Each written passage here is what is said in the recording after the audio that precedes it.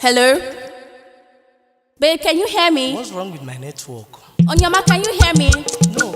Yeah, I can hear you. Now what for this my life? Are you okay? I've been trying to reach you. Yeah, I'm okay, but my network is really bad. I don't know why. Again? Yeah. Why don't you try this Elta SIM card I'm using? It's really nice. Come try it. Okay, let me give it a try. I'm waiting for you in the house. Come immediately. Let me get you an Elta SIM card. Come right away. Okay, I'm coming immediately.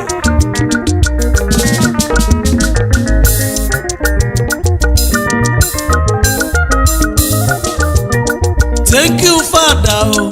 Thank you, Baba. I don't find Airtel line. Oh. Not the best, yo. Number one. Airtel, oh, yo, beku. Not the best, yo. I be no be so. Nah, so. I be no be so. Nah, so.